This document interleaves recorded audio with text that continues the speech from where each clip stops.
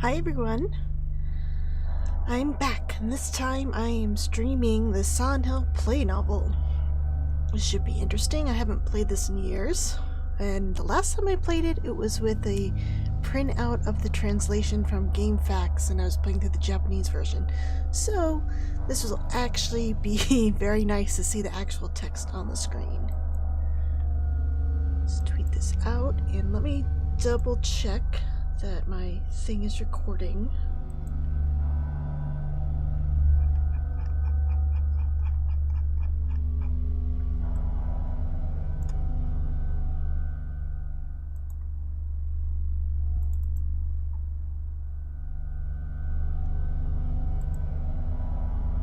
Well, I think I'm recording.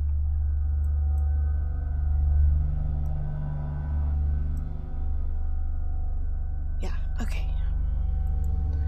So, for those of you who might not know, Konami released this play novel back in 2001, and it is based on the events of the first game, but it sort of kind of veers off in kind of different directions. It doesn't really follow exactly, but what's really cool about this game is that we can see the game from Cybil's perspective.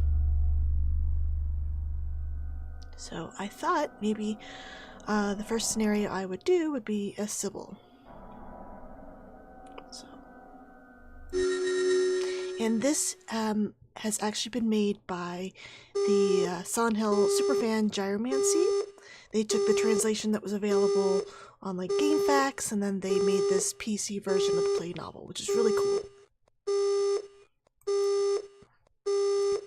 The phone had suddenly gone dead. She tried to call back right away, however, the call would not go through. Perfect. I wonder what's going on. Her co-worker Sally saw Cybil's flushed face and could not help make a joke. It's because you are so hostile. I bet they just don't want to talk to you anymore. Well, that's not very nice. Hostile? Perhaps, after all I do, always say what's on my mind. Yeah? Saying this, Cybil smiled. The peaceful town of Brams. Oh, and I also forgot to say, this game doesn't actually have much of a soundtrack. So there's going to be lots of periods of like silence or just a repeating loop. It was a Game Boy Advance game, so the population is small, and perhaps for this reason, there has not been an incident worth calling an incident for several years. As for the officers on the night shift, they generally pass the time by staring at newspaper clippings. Too bad they didn't have the internet, eh? They could be looking at Reddit or something. Hello! I just started. I am doing the Cybil scenario. How are you doing tonight? Or chatting with colleagues at the other departments. Hi, Frau Fraud. Oh, that's awesome. I'm glad you could make it. Even now, you guys can help me decide like which paths to take and stuff. Even now, with nothing notable appearing in the local news, Cybil was just having a meaningless conversation about this and that with a friend in the Silent Hill Police Department. But then suddenly the line had gone dead. Thank God that dial beeping stopped. Okay. And they had not called back. The call won't go through. Well, that's kind of ominous. Maybe this is happening because someone is trying to tell you not to waste all your time chatting. I don't think so. How about settling down and taking your feet off the desk?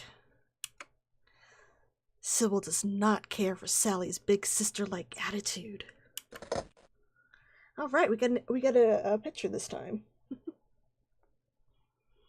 Cybil calls the Silent Hill police station one more time. Odd, Cybil thought. It seems as if this might be the result of the telephone lines having been severed or something. Off she goes. Cybil leaps from her chair, causing it to spin, reaches for the helmet on top of a locker, and with it in hand prepares to leave the room. Wait, just where do you think you're going at this hour? Sally has a look of "you got to be kidding" on her face, and then she absent-mindedly allows the coffee cup she was holding in her right hand to fall to the floor. Well, that sucks. Hot. You could take care of that yourself. This translation's kind of, seems like it's literal. There's no, like, flair to it. Cybil mumbles this in her head, and then, in the next moment, ran out of the room. Ooh, Cybil straddles the motorcycle in the garage, inserts the key, and revs the engine. Oh, do we get to hear this for 5 minutes?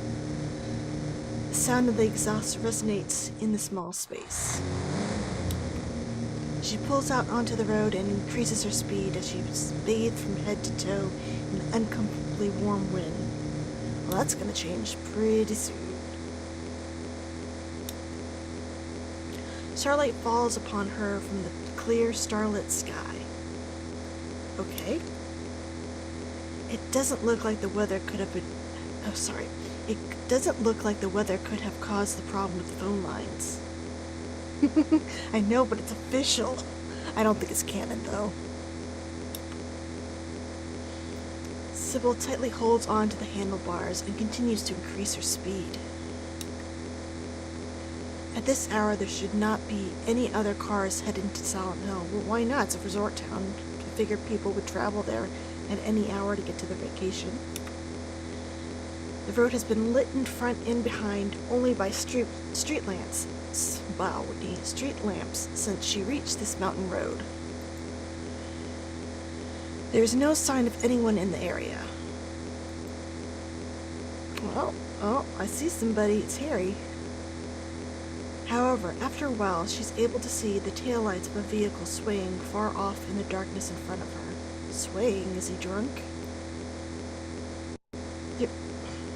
There's a cliff on one side of the road.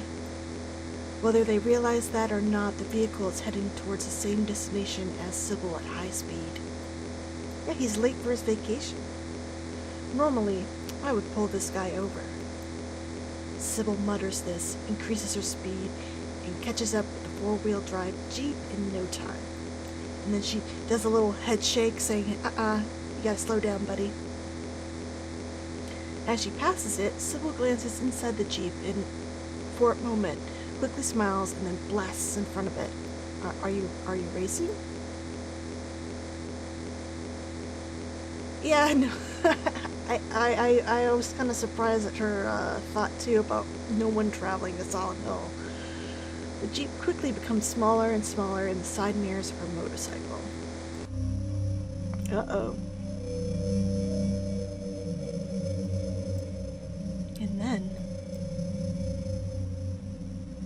she started to notice that she could not keep her eyes focused. Sleepiness? No, I've been on the night shift for a while and should have gotten plenty of sleep this afternoon. Her body becomes one with the motorcycle and it slices through the darkness. Maybe it was foolish to wear short sleeves. Yeah, considering you're a motorcycle cop, shouldn't you have all your leathers on? Though it was rather warm when Cybil left the station, now her skin feels so cold that it's like the cold is cutting into her. Her eyelids are heavy. Her mouth has become dry. What's wrong with me? She lightly shakes her head left to right. Against her will, her right hand turns the grip that will cause her to accelerate. The needle is buried and madly shakes back and forth. I don't know, if you thought you were kind of getting tired or something, why would you speed up? Wouldn't you slow down? Cybil then stared straight forward. Oh, shit. Must be on drugs. but it was already too late. In the middle of the road, a girl stood with her arms raised to shield her from the light.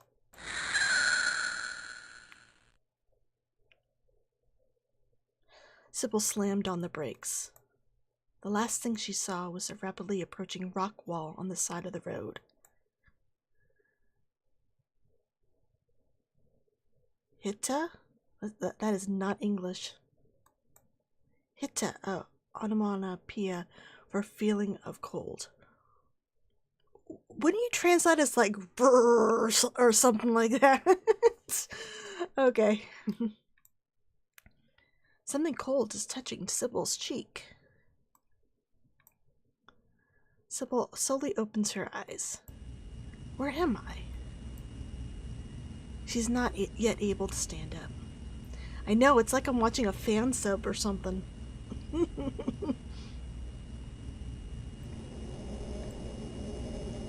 She does not seem to be hurt, however, her body will not do as she commands. Yeah, apparently, Alyssa was able to get up like right away so Harry could run into her as well. Nevertheless, she's fully conscious. Is she really? Does she know that for sure? Large snowflakes are falling all over her body. She's lying face down in the middle of a wide street. I wonder just how long I've been here like this. After waiting for the nerves throughout her body to return to normal, Cybil lumbered to her feet. Her body was sluggish, like when she wakes up, and she was unable to think straight. Her body was sluggish, like when she wakes up, and she was unable to think straight. Okay. Silent Hill. This is what is written on the sidewalk. Well, you made it. Let's go find your cop friend. In addition to the out-of-season snow, the area is enveloped in thick fog, which generally makes her destination look differently than it normally would. The motorcycle she came here on was also nowhere to be found. With nothing else to do, she decided to rest in the cafe facing the street. Inside of the cafe is dead silent. She does not see any customers or employees. This destroys her hopes in getting something warm to drink, so she lets out a sigh. She wants some coffee. First, I must get in contact with the other officers back in Bram's. Cybil picks up the receiver from the phone on the corner of the counter. But not a single sound can be heard from the speaker. It seems like somehow the heavy snowfall, which could be called abnormal weather, has damaged the communication systems. Okay, and did it hide all the people too? There is no doubt that this is the reason why the call got cut off at Bram's station. Cybil looks around the inside of the cafe. Ah. She gasps without thinking about it. What?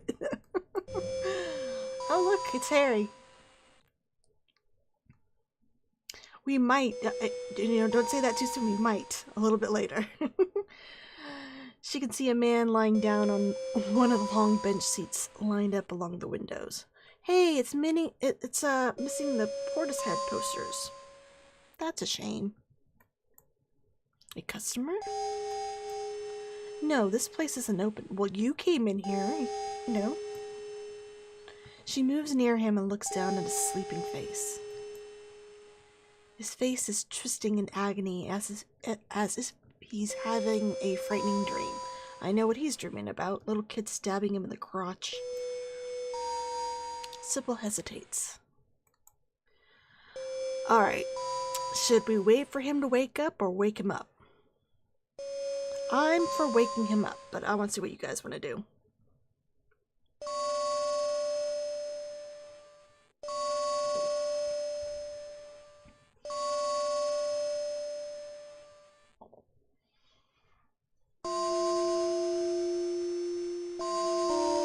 Weird, I thought thought Cybil likely rescued Harry from the alley and brought him here.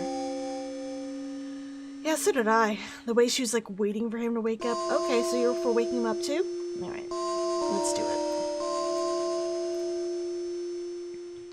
Cybil approaches the man and holds her arms out in a way that suggests she's going to shake his shoulders. Oh, but he wakes up on his own. At that moment, the man woke up with a look of surprise on his face.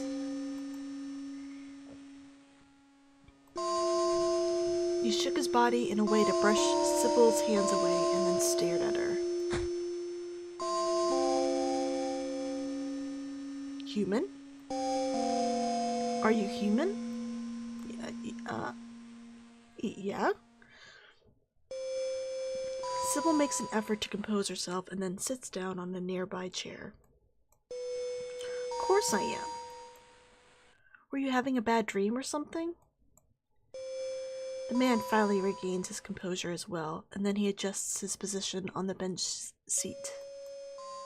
Sorry. I was attacked by mysterious monsters before I came here. Must be on drugs. Mysterious monsters? Yeah. It may have been just a dream. Her cutscene model is so unnerving against this backdrop. I think it was real. It was vague and unclear. Who are you? I'm Cybil. Cybil Bennett. I'm a police officer in the neighboring town of Brams. All communications with this town suddenly went dead, so I came here to investigate. Harry's expression changed slightly to one of relief. I should have said so sooner, but I'm Harry Mason. I'm a writer. I decided to come here for my first vacation in a while. Harry shrugged his shoulders and looked at Cybil with a serious look on his face. But when I arrived here, I got separated from my daughter. She's a little girl, 7 years old, with black hair. Her name is Cheryl. You haven't seen her, have you? All vague and unclear, and there was this wheelchair in the alley. Can you believe that? I have not. Sorry, but I haven't. I see. You know, it would be a little bit helpful, game, if you let me know who's actually talking, because it's hard to tell sometimes. Just where did she go? She's not the type to just act out on her own. She's also 7. When I came to, I was lying in the street in front of this cafe. As for how I got here, I don't remember at all. That sounds a lot like what happened to me. Well, anyway. Harry stands up and glances at the... Okay. Harry stands up and glances at the out-of-season snow that continues to fall. I've got to look for Cheryl. There is no way I can just leave her here alone. Oh, hi, welcome, Rainbow. You haven't missed much. I've just started the Cybil playthrough. So far, she's woken up in Silent Hill. She decided to come to Silent Hill because she was talking to someone at the police station in Silent Hill and the phone line got cut off. And she almost crashed into Alyssa and woke up outside of this cafe and just met Harry.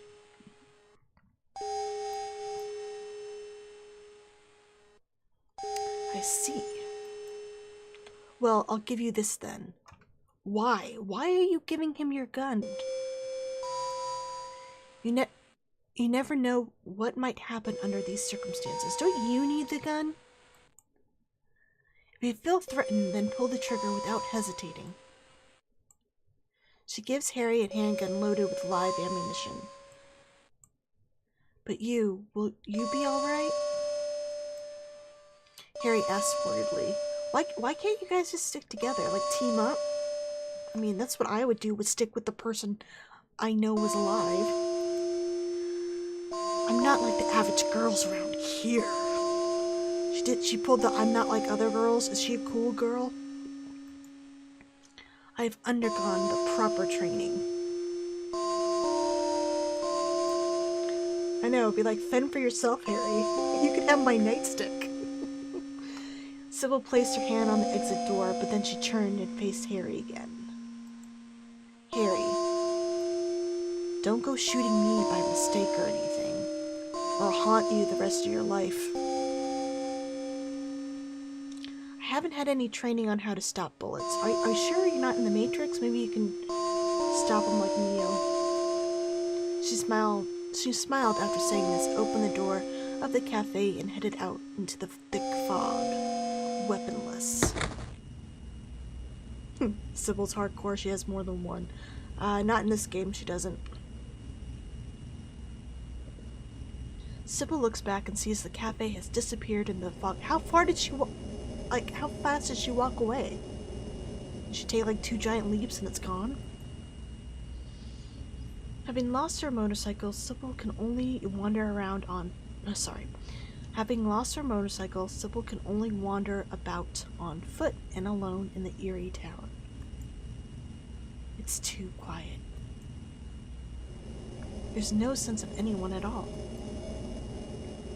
I would like to hail a taxi or something, but there's not a single car running. At some point, Cybil had begun to run. Cybil had began to run. That's not proper. Okay. Above all, she must get out of Silent Hill. However, after running for a bit, Cybil's hopes were crushed.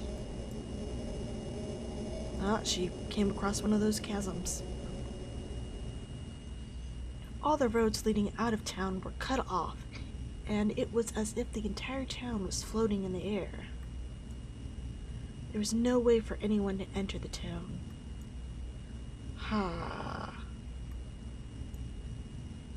Cybil sighs deeply.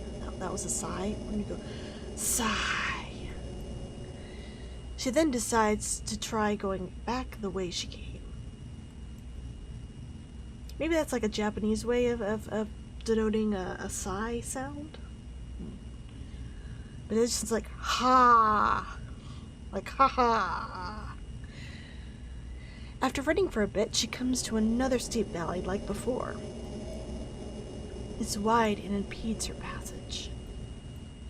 And then she became sure that it was not possible to escape from this place.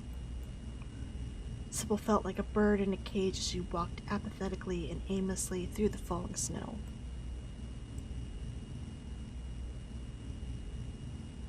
Oh, it is? Okay. It was not long before a black, wriggling object appeared in her field of vision. Uh-oh.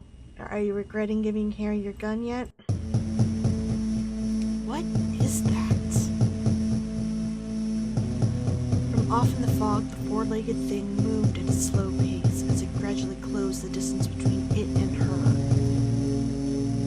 And then, as soon as it detected Cybil, it began to ferociously run toward her, scattering the fog as it moved.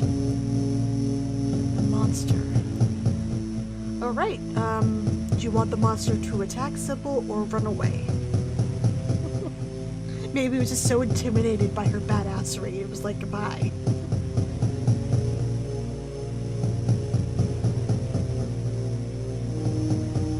Oh yeah, I know. I just figured since it was being translated in English, it would, do a different, sound. Oh, you just wanted to run away? I know, you can decide what the monster does. Okay, monster, you're just gonna run away. The monster just moves right past Cybil and then continues away from her, probably looking for Harry.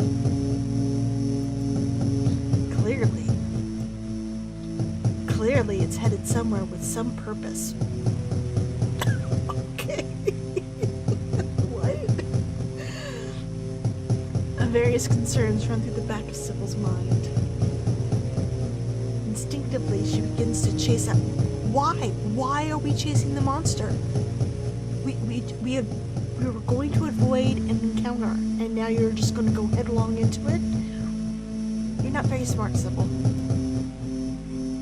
However, its speed is fast, and it does not appear possible for Cybil to catch up to it. Well, thank God for that.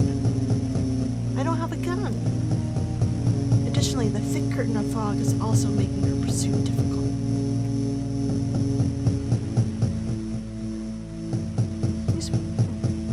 Cybil continues to run for a while, but ends up completely losing her sight of her target.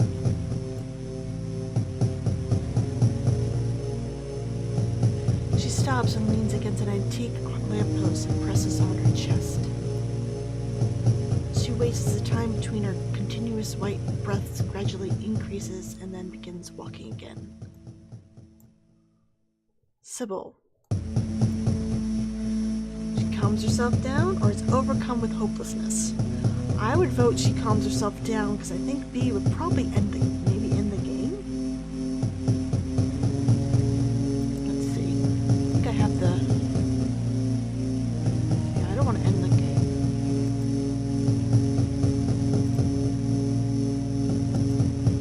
So you guys want her to go crazy or calm herself down?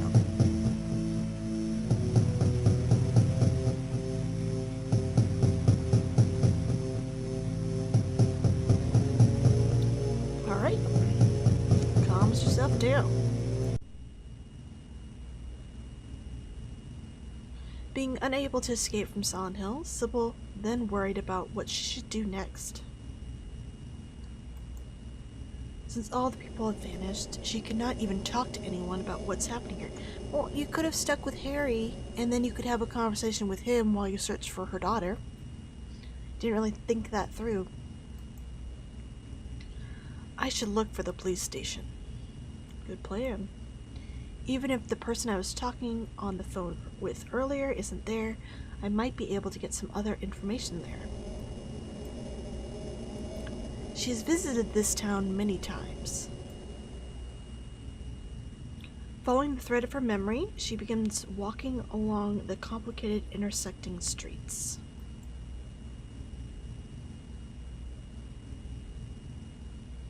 Just how long have I been walking? As she saw the word police appear out of the fog, her entire body was completely exhausted. Excuse me. She opens the glass door at the entrance and heads inside.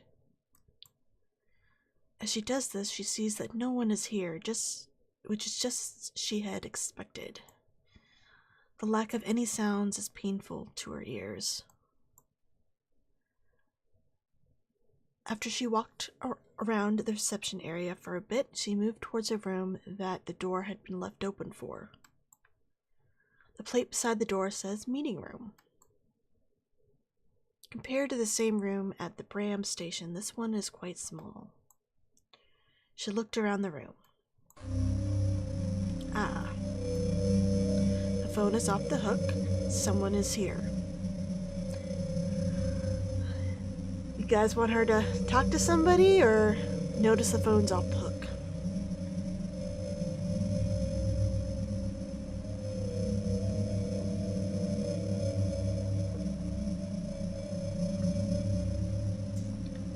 Okay, someone is here. Here we go.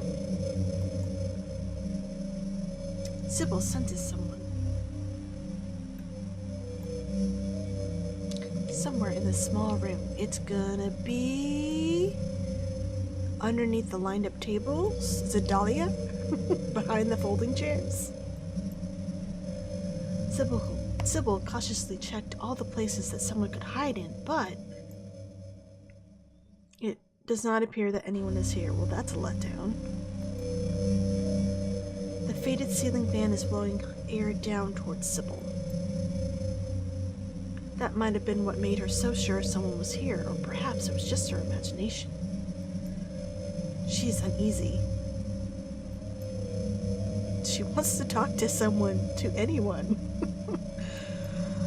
These feelings might be what made Cybil think that someone was here. This is taking a really long time to just say that there's no one here and she's kind of going crazy. Oh,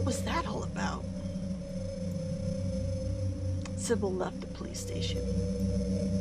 Cybil was once again in the city streets where the snow was falling. That's right. Cybil recalled her conversation with Harry. Oh, hi, Harry. Oh yeah, Cybil, you haven't seen a little girl in this town, have you? A little girl. Yes, Cheryl. I wonder if I'll be able to rescue her unharmed in this town, which has become a nest of monsters. So far, you've only met one, and it walked by you. So, I mean, I don't know where to get that idea. It didn't attack you. But Cybil is a police officer. To find and protect Cheryl is her responsibility and her mission. Then why didn't you stay with Harry and help him out? Realizing this, Cybil could not sit still, and the next moment she was gone. She likes to leave places in a hurry. I know, it did look like a wolf. There should be an elementary school on the edge of town. Cybil followed her intuition and decided that Cheryl probably headed for the school after wandering around town. Per her training in child psychology, she has learned that if a child loses their parents or guardian, then the chance is high that they will be drawn to places that they are most used to going. Places where there are a lot of people. However, ahead of her all knowledge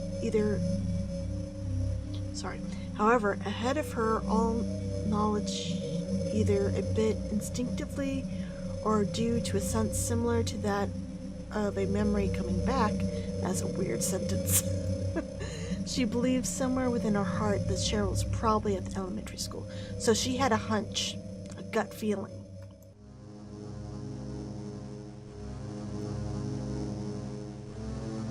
Cybil may have been drawn here by someone who was not in the police station. As she nears the elementary school, part of her shirt becomes soaked with clammy sweat. Ew. Is it really okay to go inside? She asks herself this many times. Well, why not? It's a school. You're looking for a kid. As she reached the edge of the school grounds, her conscientious sense of duty as a police officer rose up within her, along with her sense of reason, and she began to walk naturally towards the school. These sentences are really awkward.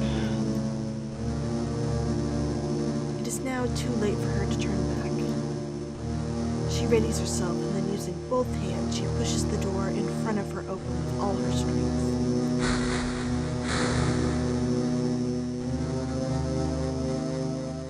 I miss our gun. Just gonna want to have that gun back. The aged building reeked of a peculiar mildew. However, its insides were much cleaner than she expected, and Cybil found this a bit surprising. Why? It's an elementary school. It should be pretty clean. Perhaps it was just the result of her enduring the cold wind for so long, but she had a terrible headache. Cybil pressed her fingers to her temples and eventually began to walk aimlessly again.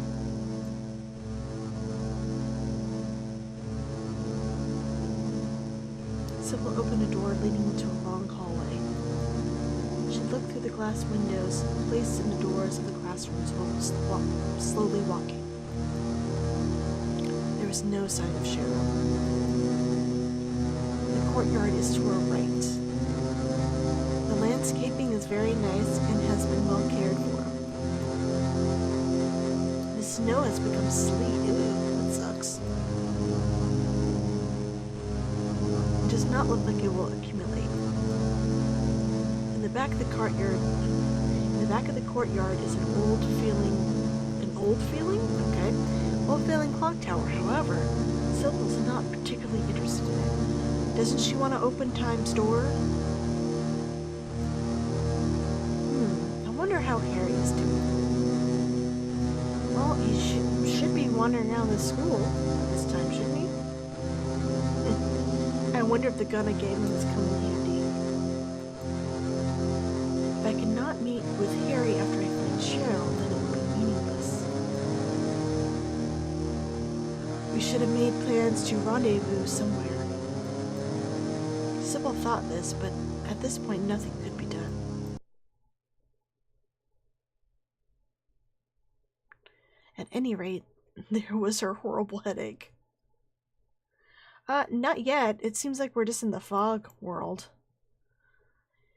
It's gradually getting worse, dulling her sense of time and space. Maybe it's happening now. She's getting a really bad headache. A sluggishness similar to sleepiness grasps her entire body. Perhaps I'm just dreaming all of this, Cybil thought. It is difficult for a person to tell whether they are dreaming or not while in a dream. Pinch yourself. But for her to accept these conditions is just as difficult. She has no memory of how she got to town. She has no memory of how she got to this town, so it seemed natural for her to think that she has been in a deep sleep. Since the moment of the motorcycle accident until now. Or possibly from even before then. From the time of the phone call with the Silent Hill police station? Or maybe, while contemplating the many possibilities, Cybil climbed the stairs to the second floor of the school. Really, it looks like she's going down the stairs to me. And then,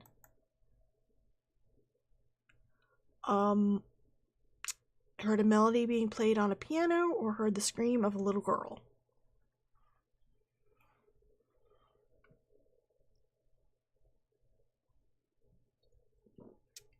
You guys want to do the piano puzzle?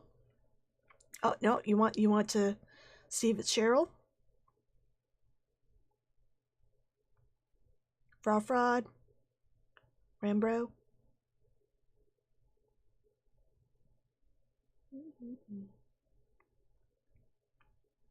Okay, since you guys aren't going, I'm going to go with B.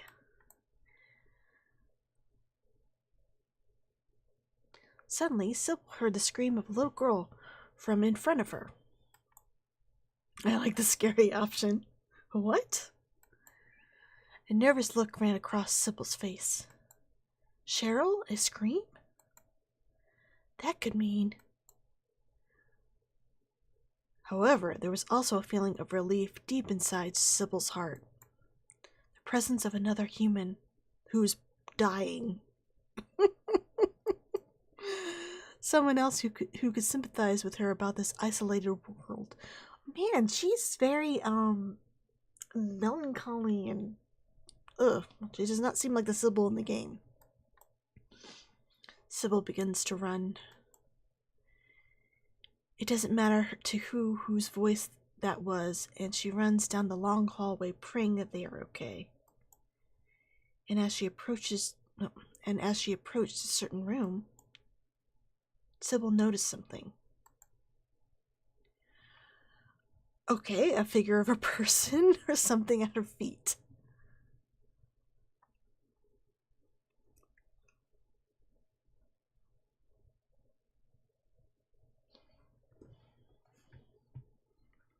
I'm going towards, you want B? Maybe she finds a weapon. Alright, I'm gonna do B.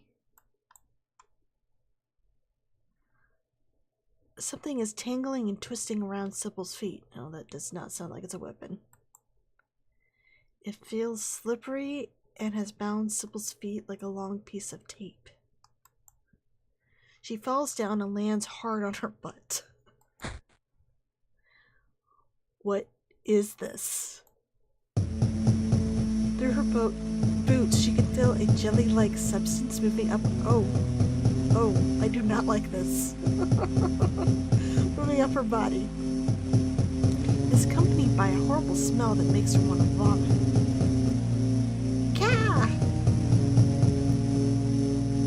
She tried as hard as she could to free herself, but the more she struggled, the more it spread, and in no time moved up her upper body. Are we in a hentai now? I know, right? I did not think this is the direction it was gonna go. Once it gets in her mouth, it will be all over. Please stop. The voice is a little girl's. Obeying the voice, the jelly stops its movement and appears to sink into Cybil's clothing as it dissipates. Ew. It's Cheryl. Thank you. Cybil raises her head. Music room is written on the door. The door is halfway open and the little girl appears from inside. Her soft black hair stands out against her fair complexion. Cheryl? Are you Cheryl? Cybil regains her composure and approached the little girl.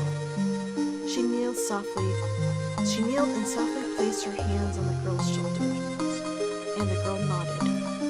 My name is Cybil.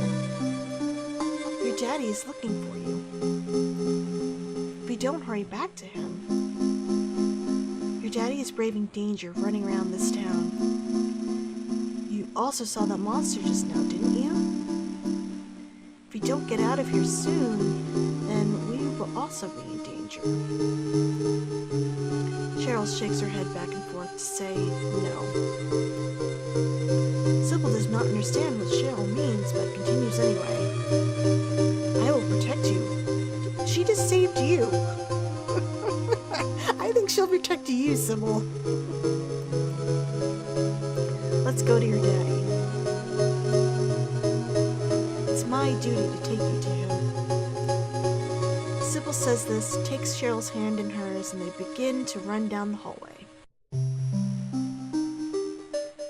Okay, so by now Cybil's sweaty and covered in slime. It's probably better to avoid touching anyone. I know, she's probably pretty gross looking. By chance, the two of them happened to look out a window and saw Harry running by.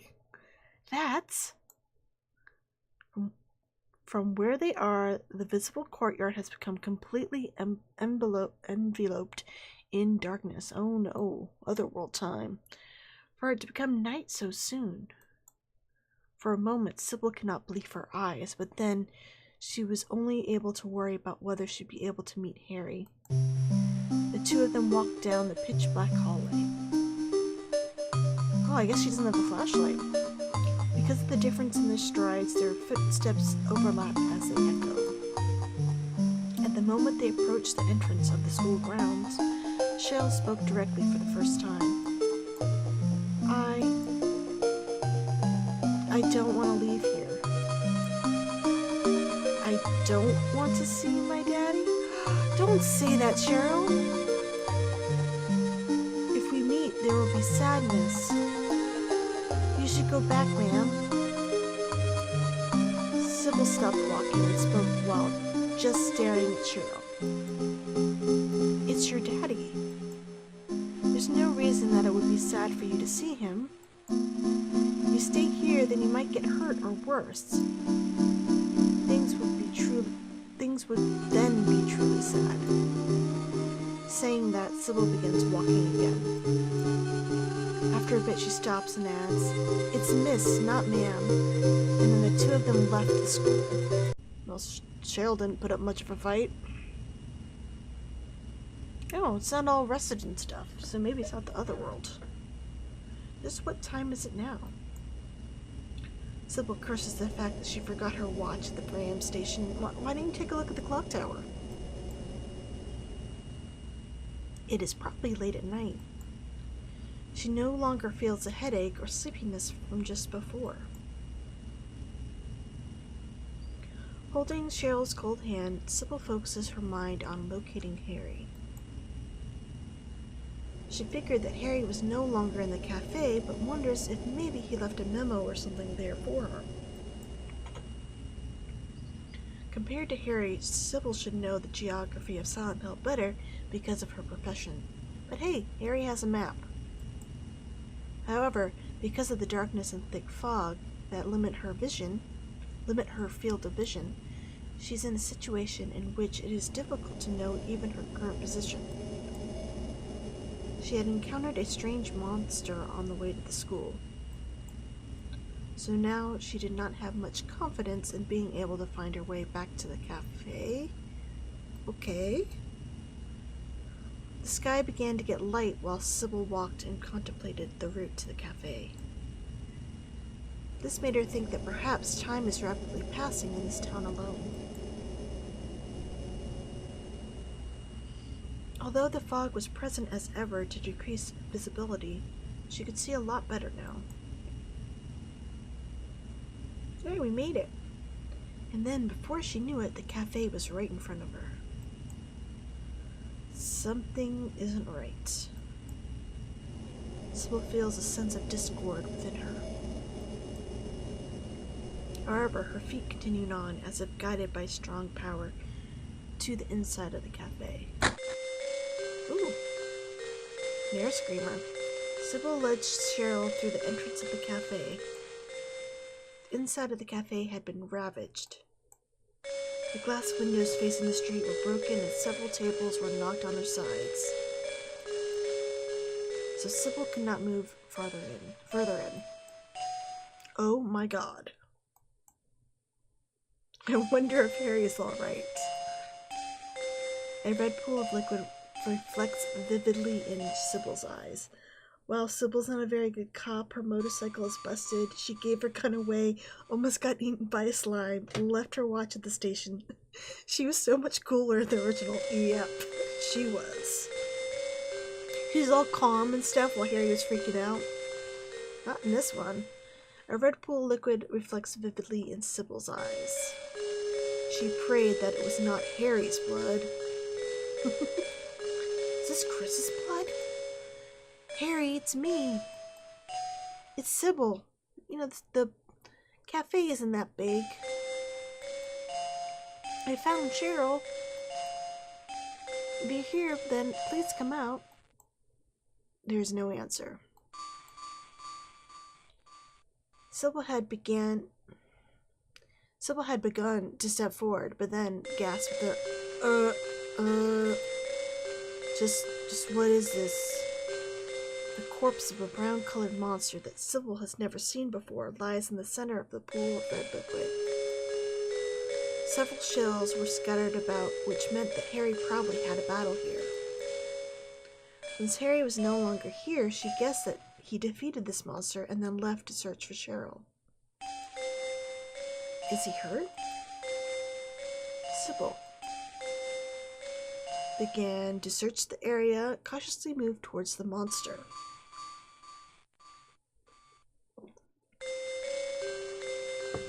I would say search the area. Are you guys okay with that decision? Oh, you want to move towards the monster?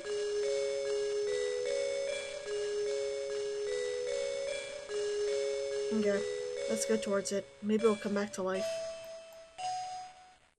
Cybil cautiously searches the monster and finds 50 gold pieces.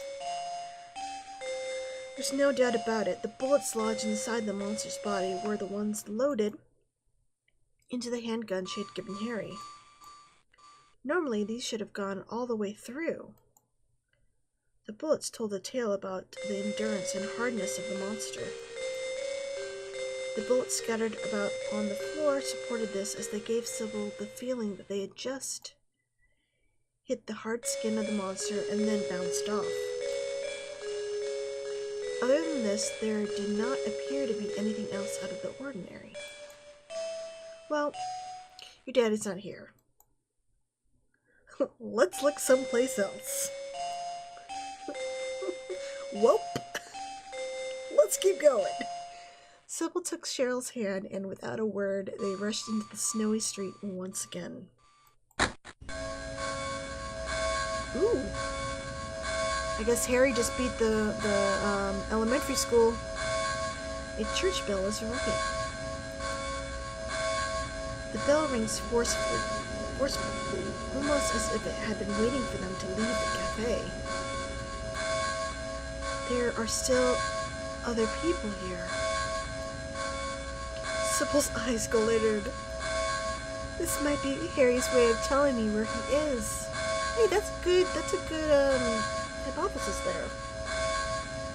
And even if it's not Harry, if there's someone still here in this town, then she would like to meet them. and hear what they have to say. And that bell is really annoying. Cybil's feet naturally pointed towards the church. Dahlia got bored. Expecting to find a clue to escaping and reuniting with Harry, she tightly gripped Cheryl's hand and began to run. Once they arrived at the church, the ringing stopped, and the large door at the entrance began to open from the inside. Cybil then thought perhaps someone has been watching her movements all this time. She looked at the top of the church, and then began to look around nervously until a voice saying, "This way," brought her back to her senses. Oh, alright, it's Dahlia. Hey, Dahlia. What's up, girl? Cybil faced the eerie woman from a distance. The woman once more called out to Cybil, "This way." Cybil mysteriously moved towards the woman. How do you move? Okay. Mysteriously moved towards the woman. That's a weird adjective. Okay. Were you the one ringing that bell?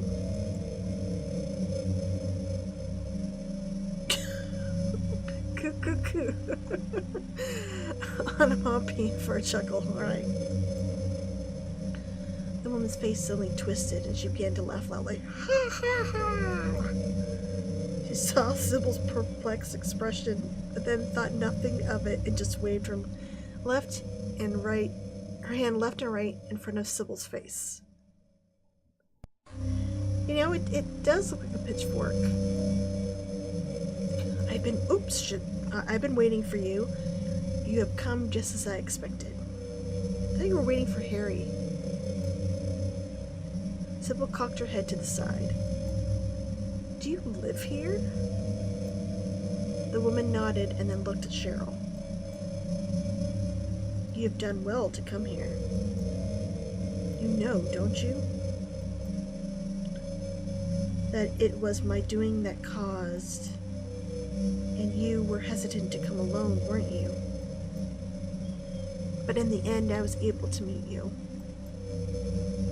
It's all thanks to that woman. I don't understand what you're talking about. Cybil's words may or may not have reached her, but that woman began to laugh loudly again. Coo. Hey, tell me. Why are there no people here? Why are all the exits from the town blocked? I do not know either. Well, you're not helpful. But shouldn't you be asking that girl instead? Cybil had the look of what on her face. She looked at Cheryl. Cheryl's face was tearful, and she shook her head back and forth. Cybil looked back at the woman and shouted at her. Stop all this nonsense. We have been pursued by monsters and nearly killed. Actually, technically, you ran into a slime monster and Cheryl took care of that. I don't think it pursued you. If I was not protecting this child, then who knows what would have happened to her by now. The path of the wise man, the fool guided to this land through astrology. Everything has been preordained. There's nothing that I can do. You're not holding that child's hand.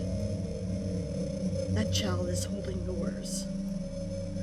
Her anger showing, Cybil went to open her mouth. But at that moment, the woman blocked her. I am Dahlia Gillespie. With that in hand, I wonder where you will end up going. I have nothing for you and nothing to tell you.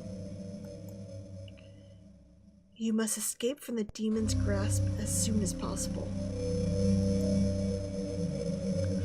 You must find the means to do so for your own sake. There's nothing I can do now. I will pray for your safety. Cybil Bennett. Cybil was shocked to be called by name. she watched Dahlia quickly depart, she was unable to speak. Bye, Dahlia. After Dahlia disappeared behind a door, Cybil regained herself. As you can see, this is swerving way off the plot of the game, because Cybil does not run into Cheryl in the game.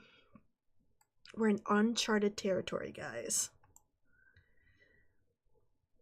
She tightly held Cheryl's hand, and they left the church.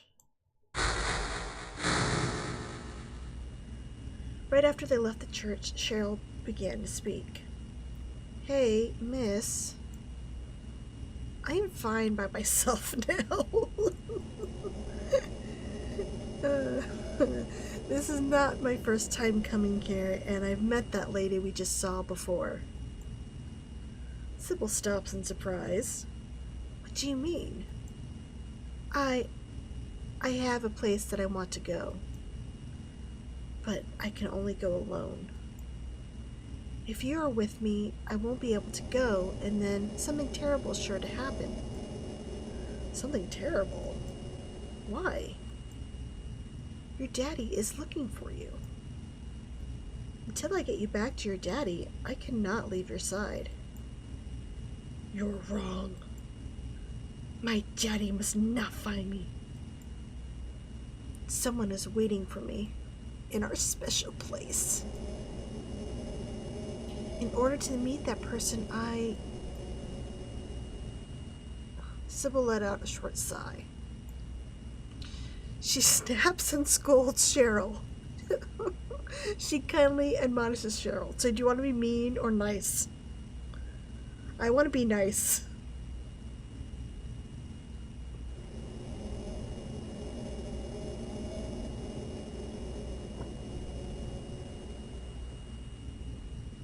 Nice. Alright. Isn't Dahlia trying to get to Cheryl the whole game too? Like, I wouldn't think of her just to let Cheryl go.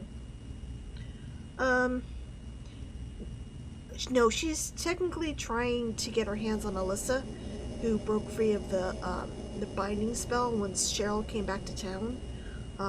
So she's not actually after Cheryl.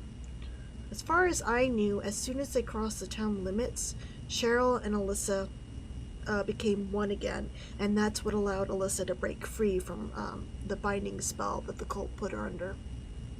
And it was just why she was kind of astral projecting herself around town to do that whole spell, because she was trying to kill herself, and Dahlia wanted to prevent her from doing that. Okay, so I'm gonna be kind since it was 3 to 1. Hey, wait. Come on, Cheryl. Cybil made an effort to calmly end Cheryl's speaking. You must have just had a bad dream or something. But something more frightening is actually occurring in this town. Come on, please take my hand. Cheryl placed her small hand into Cybil's palm. I'll protect you no matter what. So you're safe, okay? Once more, Cybil began to walk down the foggy street with Cheryl in tow. At first, Cheryl resisted holding Cybil's hand as hard as she could. But once she realized that this was futile, she reluctantly followed along behind Cybil while wiping away her tears. Oh my god, it's like we're kidnapping her. Jesus Christ.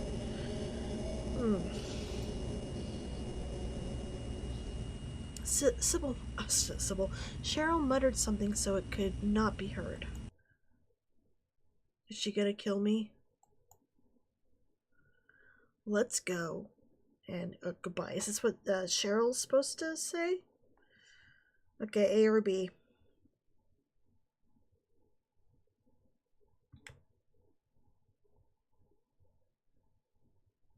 Do you want Cheryl, I guess, to ditch Cybil or go with Cybil?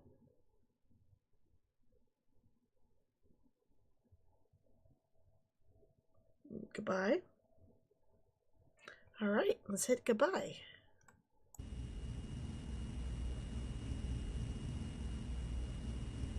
Cybil and Cheryl wandered the town literally with no destination. Their cheeks were numb, so they no longer even felt the cold pelting of the snow. From time to time, Cybil would look back to check on Cheryl. The girl just followed Cybil with her head down. "Are you hungry?" She asked this because she thought Cheryl might be sulking, but Cheryl just muttered, "I'm fine." After walking for a bit, the girl suddenly stopped. Oh, now we get Cheryl saying that she's tired. Where were these little headers before? "I'm tired." Cybil's strength had begun to fade, so she thought that this could be the case with Cheryl as well. I must not compare my body with Cheryl's small one. The two of them sat down on a bench on the sidewalk. Oh, I think this is one of the endings. Thanks to the nearby tree towering above the bench, the snow could no longer fall directly on them. Lies, I see the snow falling on your head. As soon as Cheryl sat down on the bench, she fell asleep. She's probably very tired from all the uncertainty and stress and the fact that she has no shoes on. Her feet must be really cold. Cybil held the girl's body close so that she would not freeze, began to look for a safe building to rest in. I think you should be proactive and look for a building to rest in. Cybil stared at Cheryl's small body for a bit. Even though that they were out of the snow, Cheryl's clothes were not warm enough for the midwinter temperatures.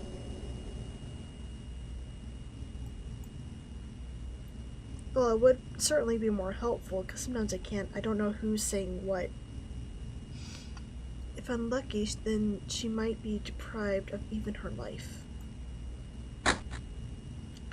Perhaps there's someplace warm somewhere. Cybil, is there a reason why you can't carry her while you're looking for something? Cybil leaves Cheryl sleeping on the bench and walks around to the nearby houses trying the doors. No good, the door's locked. And this one too. Kick it open. And this one as well, they're all locked. The doors are sealed on all the houses lining the area. There might be someone inside, but there's no way to check.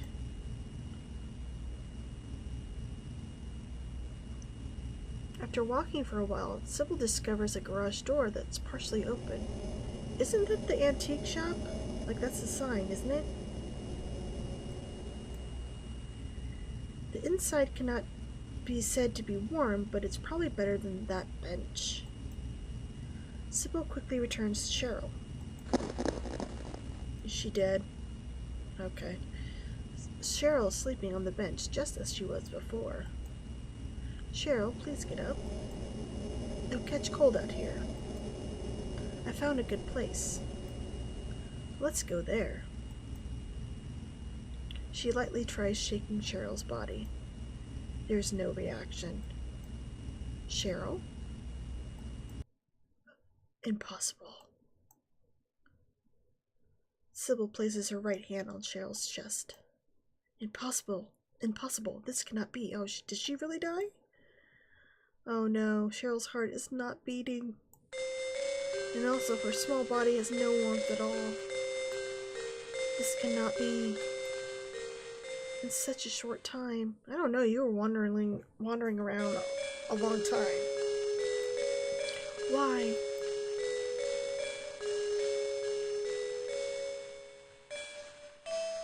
Cybil carries Cheryl's body and looks around to see if there's a hospital nearby. Wait. Calm down. On the edge of town, there should be a large hospital. I've got to hurry. There may not be any doctors there, but there may still be some medicine to cure death. Within the scope of my knowledge, perhaps I can do something. Cybil thought this, and then began to run.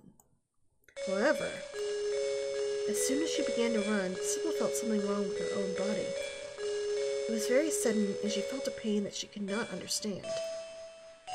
Like morning sickness? She's filled with a desire to vomit. It is as if some living thing that is not her is living inside her. Is it that gooey stuff, that slime? My body feels weird. My body feels weird. Okay, your body feels weird. My body feels weird. Something, I don't know what, but something evil is here. Somewhere inside me. Beginning to make a nest. Ew. One cell at a time. And beginning to consume me. And yet it doesn't hurt. My body is on fire. My body is on fire. My eyes feel like they're going to melt. My eyes hurt. My eyes are on fire. Laughing. Coming from my stomach. A slightly dirty doll. So begins the blood to Silent 3. Where are my parents? Have they already escaped? What? Since when? Why here? A wheelchair? Something I don't know what, but something evil is here. Somewhere inside me. Beginning to make a nest. You've already said this. It didn't sue me, and it doesn't hurt. My body's on fire.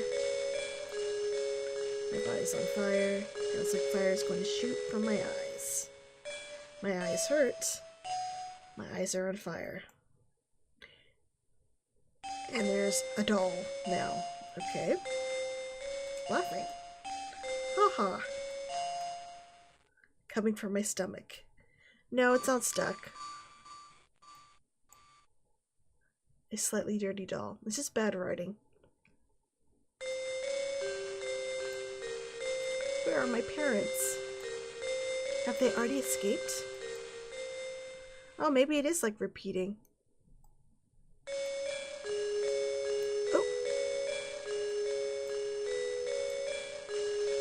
Oh, no, it's different now. I'm sitting in a wheelchair.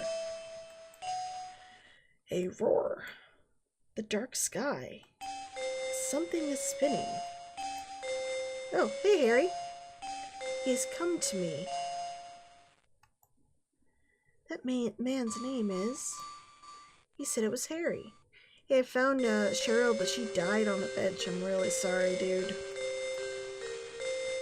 Definitely, Harry is what he said it was. My hand is on my hip. Hard, cold. Ah. I tried taking it out. This is how I hold it? Shoot. Please shoot. The man in front of you. If I destroy him, it was a merry-go-round. Oh. Oh, now she's possessed. She's in the, lakeside. Okay.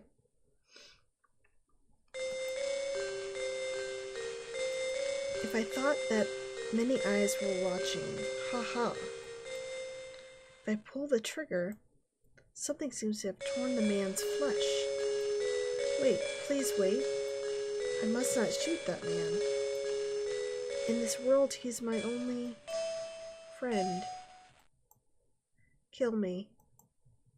I can no longer control myself. My body's acting on its own. Kill him. Kill. You must kill him. Something small has passed through me. It doesn't hurt. It hurts. My clothes are soaked. I will die. Protect the girl. I fall to the ground. I bounce once and cannot move. Is this my body? Why? I cannot control it. Some small creature. It got inside of me at some time. Was it the slime? It bites through my belly. and leaves me.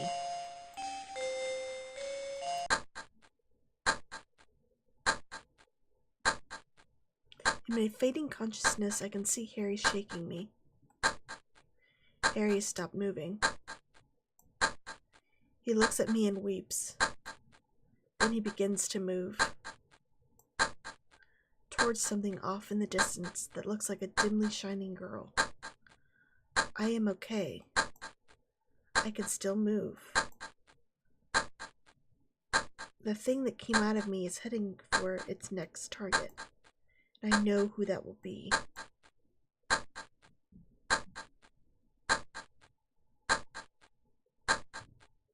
If I cannot let Harry know this, then something horrible will happen. But I cannot speak. It is because the bullet went through the side of my lung.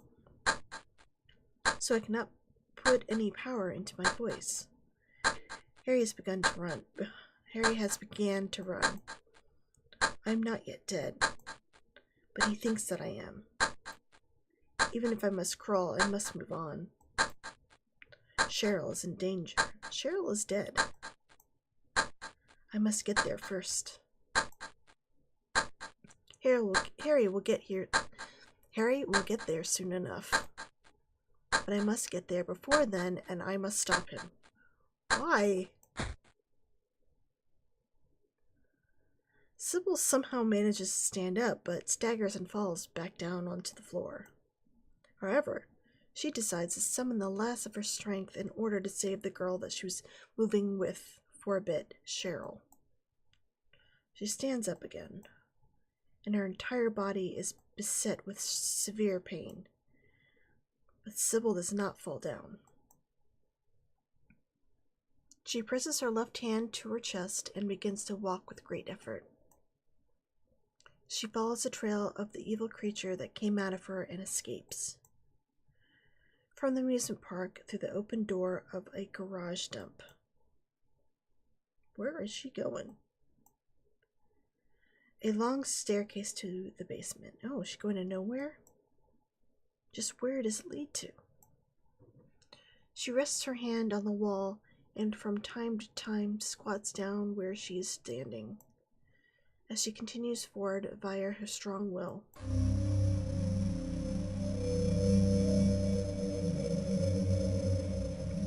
Eventually, a long corridor appears in front of her. The passage spreads out like a blood vessel of the town's underground.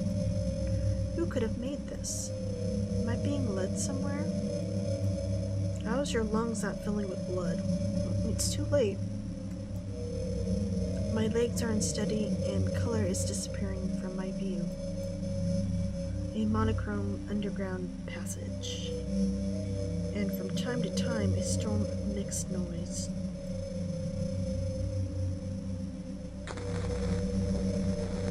A warm breeze ruffles Cybil's blonde hair. Somewhere far off at the end of this passage, something is burning. It's dangerous. However, because it is dangerous, then Cybil must all the more face it. Okay. The girl's being held prisoner. Up to this point, Cybil did not notice a single signal from the girl that she was with, and for this reason she's angry with herself. When did I run into that small monster? At the school? The cafe? Or the bench?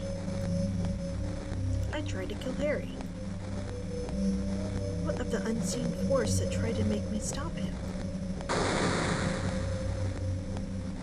An explosion.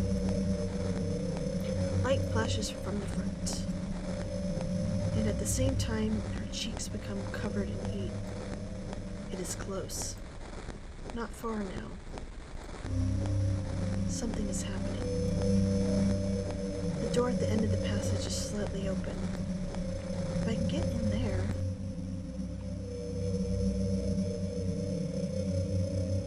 Cybil thinks. I can still make it in time. I've got to hurry. Wait, I should go in there.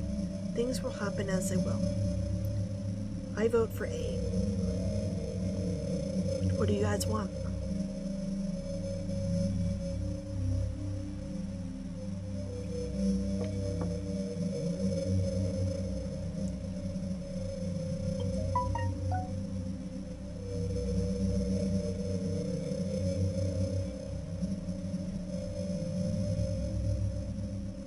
Vote for A2.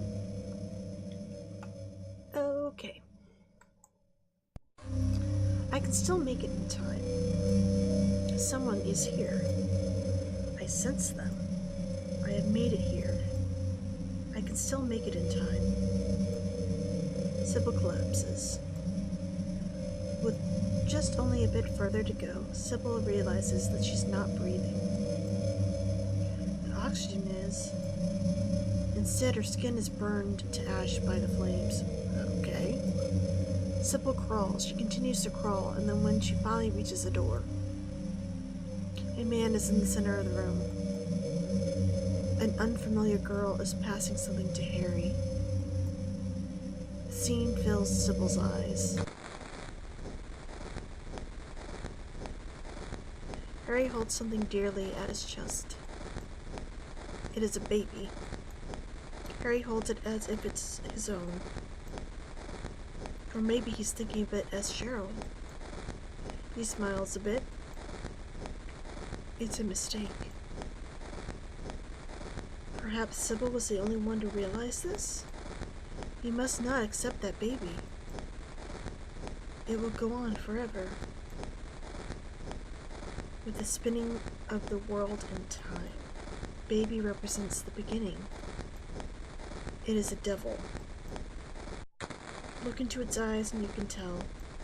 Look closely into its eyes. Harry, the baby's eyes are... Cybil was unable to convey this to him. She cannot even move, much less speak. The nightmare will begin again. A nightmare that cannot be stopped even when it's known to be a nightmare. Cybil's headed to her death. Her vitality is rapidly fading. The world is ending. Looking at it subjectively, the act of one's body dying is the same as the world dying. When their five senses no longer provide information, humans know the end of the world. The world within the self is also part of the self. However, when Cybil lost consciousness for the last time, she knew a completely different truth than what she was expecting. Well, that was dark and sad.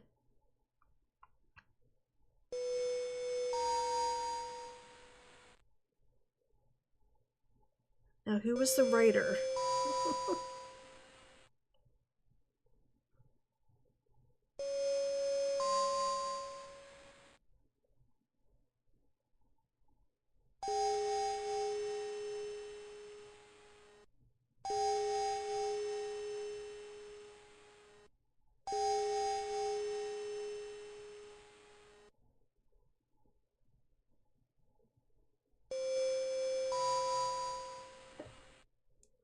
So we got the bad ending for Cybil.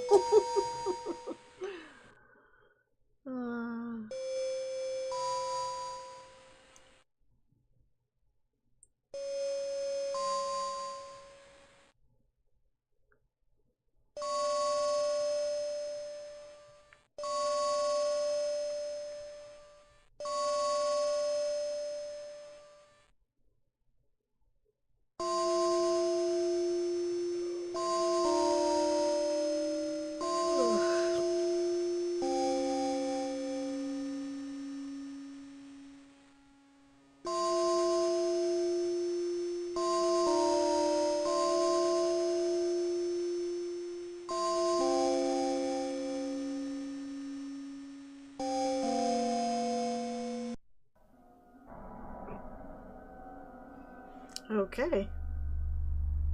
So do you want me to do Cybil again, or go with Harry?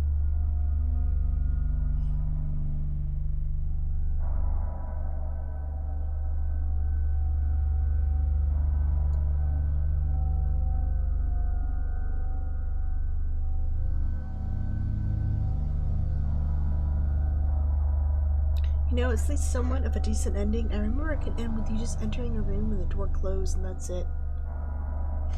Yeah, some of the endings are pretty, short.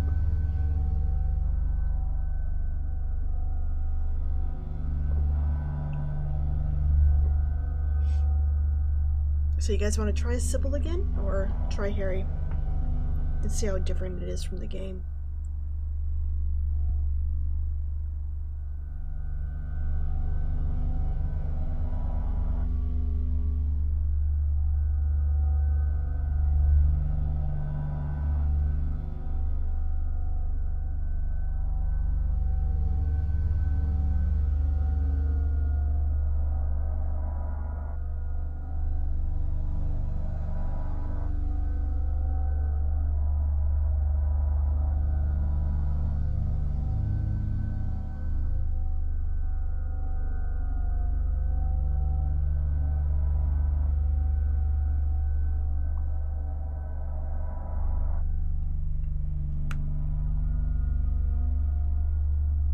Well, I am interested in seeing if I can get something better for Cybil.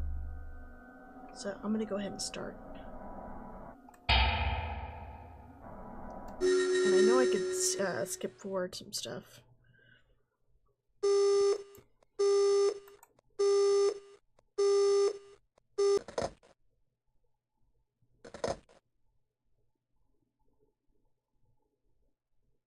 So I'm gonna skip. I think, to the first choice.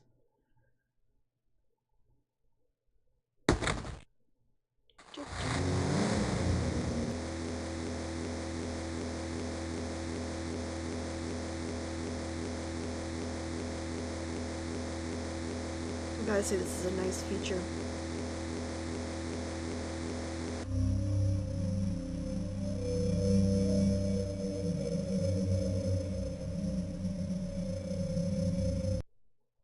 So I'm guessing we probably shouldn't let the slime get her.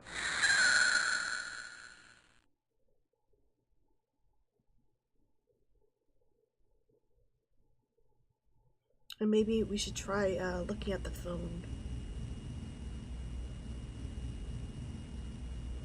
Because she seemed like more helpless and more down on herself when she wasn't like proactive.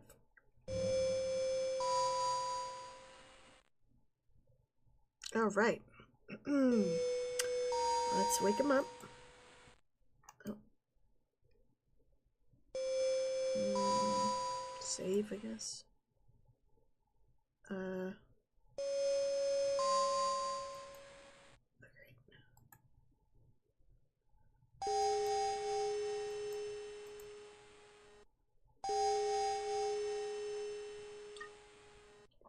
Oh, this is the long conversation. I'm gonna skip this.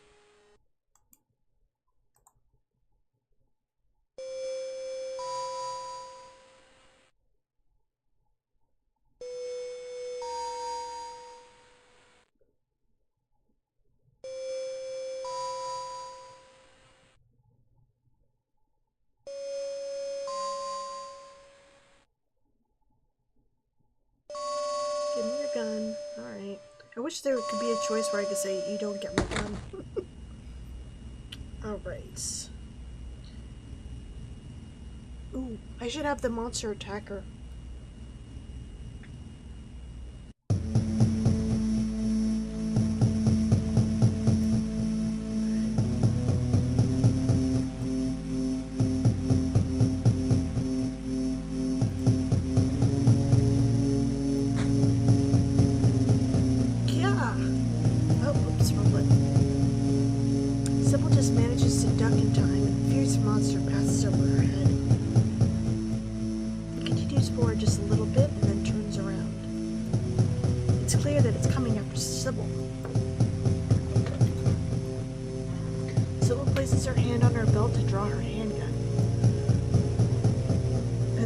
Oh, she'd given her handgun to Harry not long ago. She went pale. Cybil forcefully stands up and begins to run with all her strength. The sound of the monster's footsteps and his panting close in on her as it persistently chases her from behind. She stomps on the pavement as she moves forward. In the corner of her eyes, Cybil sees buildings appear out of and disappear into the fog. And at some point, she ends up losing her bearings and becomes unsure of her location. She then notices that she no longer senses the presence of a monster.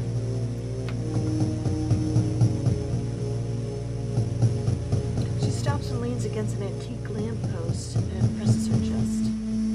She waits as the time between her continuous white breaths gradually increases and begins walking again. Cybil.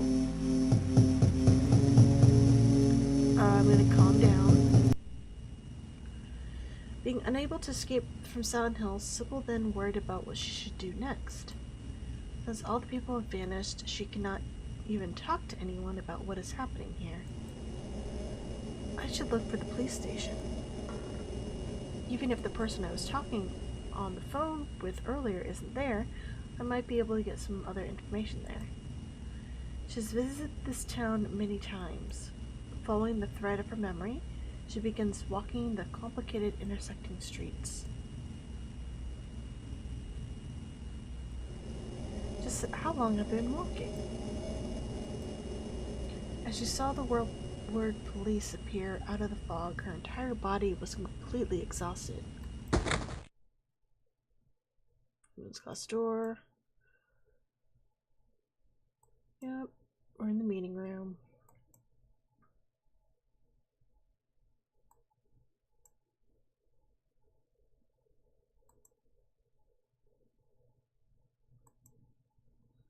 Yeah, the choice was the phone and the other thing, right? Let's look at the phone this time. Two long, simple folding tables are lined up next to each other in this room, which is about 140 square feet in size. Folding chairs surround the tables. The disorderly state of the chairs makes the empty station seem unnatural. A telephone is on top of the small wooden desk that has been placed in the corner of the room. The telephone receiver is dangling in the air just above the floor as it's fallen off. It's bouncing up and down. I wonder if this was the phone I was connected to. Cybil hangs the receiver up, but then picks it back up again and places it against her ear. Of course it's not working. The problem is that the police station is completely empty. Even Cybil, who had been skeptical about the condition of the town up to this point, now had to accept things as they were. Okay. She thought, something terrible has happened here. There's a phone. A scribbled memo has been placed next to it.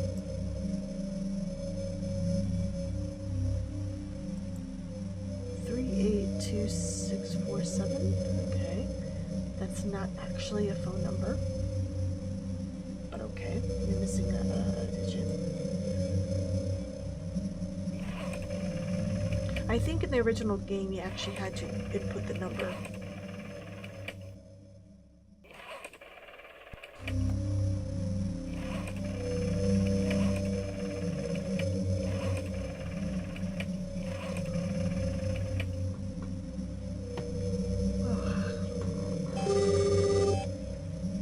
Oh, it works.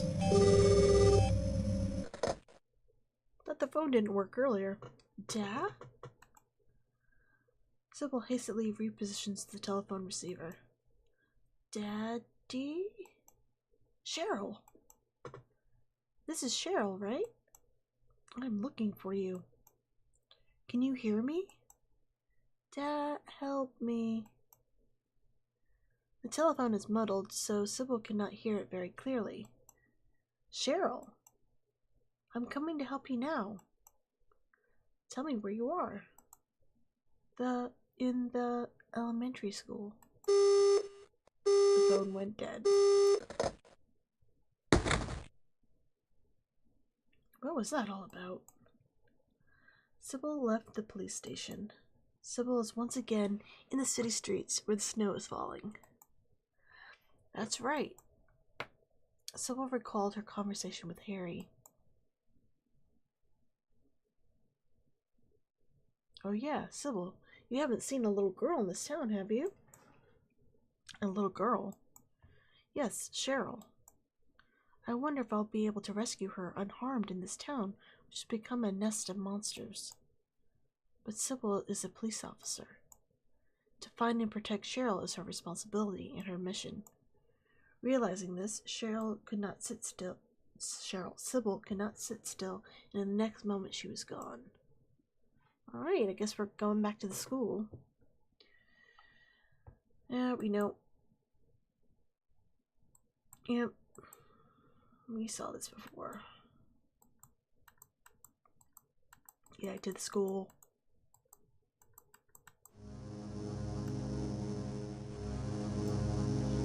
Cybil may have been drawn here by someone. As she nears the elementary school, part of her shirt becomes soaked with clammy sweat. Is it really okay to go inside? She asks herself this many times. And as she reaches the edge of the school grounds, her consciousness, she has a sense of duty as a police officer, rose up within her, along with her sense of reason. She began to walk naturally towards the school. It is now too late for her to turn back. She readies herself and then, using both hands, pushes the door in front of her open with all her strength.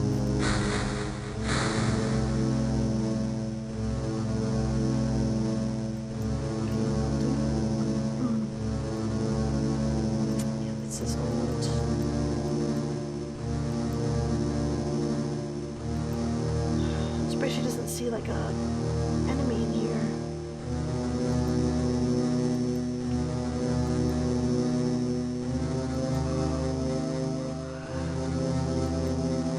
I don't know about this already.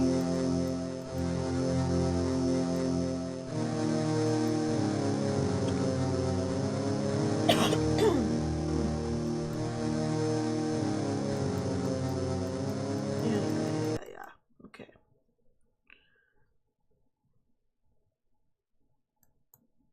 Okay, we got a bad headache. And we're gonna go upstairs, but actually show her going downstairs.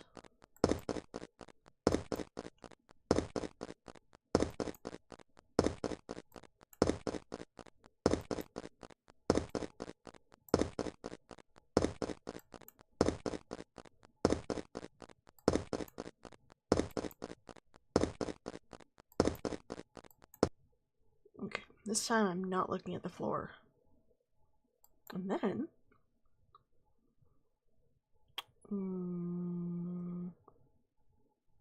let's do the piano. And then she heard a melody being played on a piano from one of the classrooms. A nervous look ran across Cybil's face.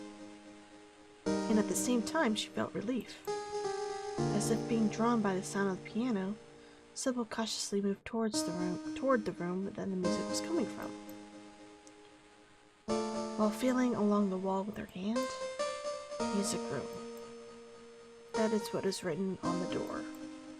The beautiful melody is definitely being played by someone in this room. Cybil places her hand on the door, and it stops. And at that moment, the music suddenly stopped and the area was enveloped in silence. Who's there? She says this and then opens the door. Inside the center of the room, a grand piano has been placed. The piano appears cramped within the cozy room. No one sitting in front of the piano. Cybil approaches the piano. Its cover is open and the blacks and whites on the keyboard stand out. Almost like smoke, the player of the piano appears to have vanished into thin air. Strange. Cybil mutters. Behind the curtains, under the piano. Cybil looked in all the places in the room that a person could hide. There's only one entrance to this room. There's no other way to enter this room other than by using the door that Cybil just came through. Did they just jump out the window? No, this is the second floor. Falling from here would result in more than just an injury. Having become a little spooked, she turned to leave the room. In the next instant, Cybil's heart nearly stopped. At the entrance to the music room, a white-faced girl was sitting still, just looking at Cybil. She appeared to be afraid of something, and her wide eyes were filled with tears that looked like jewels. Cheryl? Are you Cheryl? Cybil regained her composure and approached the little girl. She kneeled softly and placed her hands on the girl's shoulders, and the girl nodded. My name is Cybil. Your daddy is looking for you. If we don't hurry back to him, your daddy is braving danger running around this town. Have you seen that ferocious-looking monster? Cybil thought of the monster that she had just seen in the town as she spoke. Cheryl. Shakes her head no, shakes her head yes. I'm gonna say yes. Yeah. Mean the one that looks like a dog? I've seen it. But he was not ferocious. He won't attack anyone or anything like that. Cybil spoke with surprise. It attacked me. And I had given my handgun to your daddy. Dope. I thought I was going to die. But he was nice to me. And he listens to what I say. Cybil was half shocked and sighed. Well, okay. It would be terrible if you got hurt. I will protect you.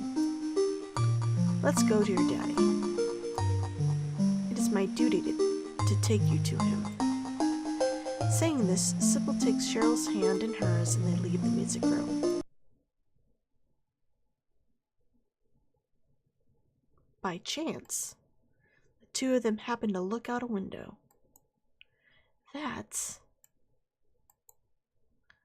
From where they are, the visible courtyard has become completely enveloped in darkness. For it to become night so soon, for a moment Cybil could not believe her eyes, but then she was only able to worry about whether she would be able to meet Harry. The two of them walked down the pitch-black hallway. Because of the difference in their strides, their footsteps overlap as they echo. At the moment they approached the entrance to the school grounds, Cheryl spoke directly for the first time. I don't want to leave here. I don't want to see my daddy. If we meet there, it will be sadness. You should go back, ma'am. Cybil stopped walking and spoke while just staring at Cheryl. It's your daddy. There's no reason it would be sad for her to be deadness.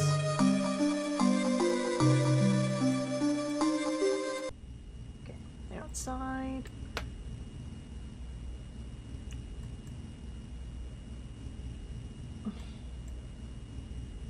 Probably late at night. I don't know. Did the darkness give you that feeling?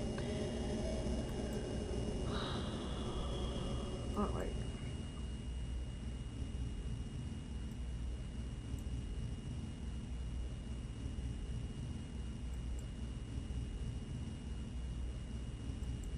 Okay, this is the same.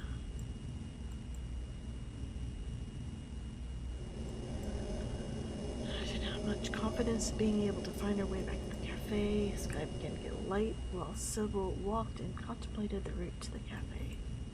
This made her think that perhaps time is rapidly passing in this town alone. Although the fog was present as ever to decrease visibility, she could see a lot better now. Made to the cafe. Okay, let's go to the next skip.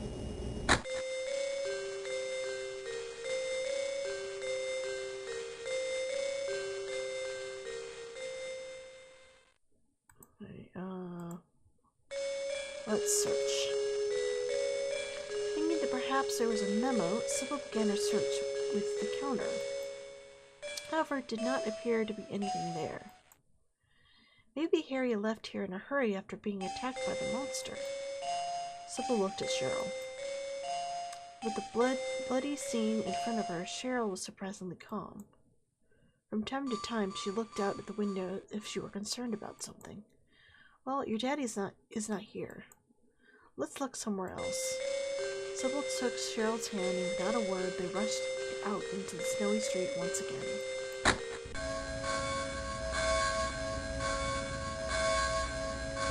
A church bell is ringing. Okay, so this is not new, so skip.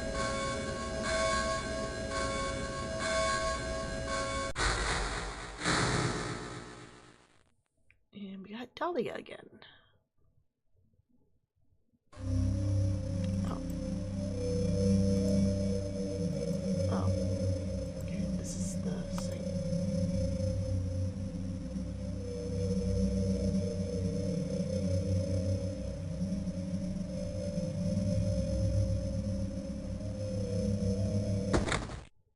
Okay, bye.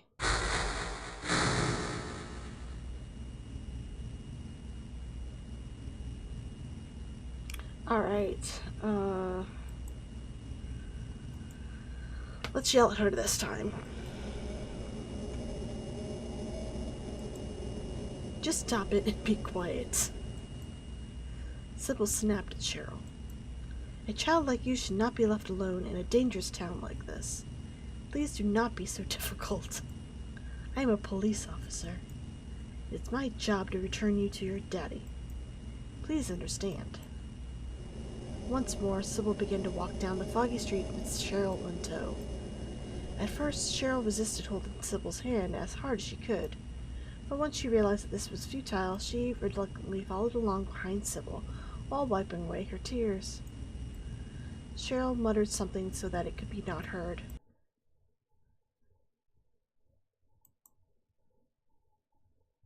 Let's go.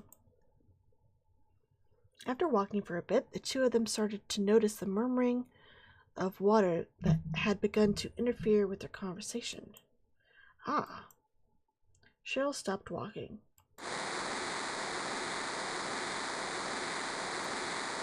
Water was splashing up from the strong current in the old aqueduct through the white fog.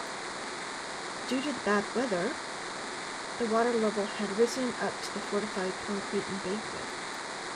So rather than an aqueduct, it was more like an overflowing river that was in a dangerous state.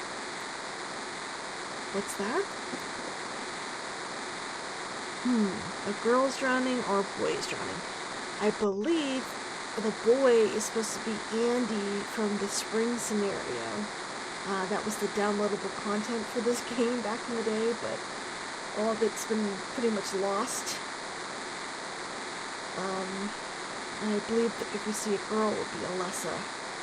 So which would you guys rather see, Andy or Alyssa?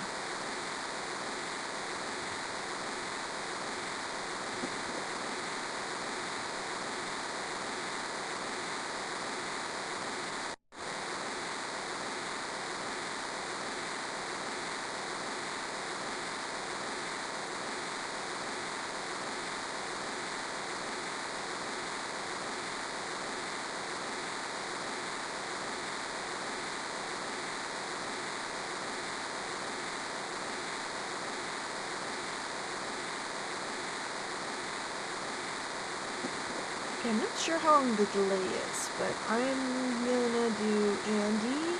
I hope you guys are okay with that.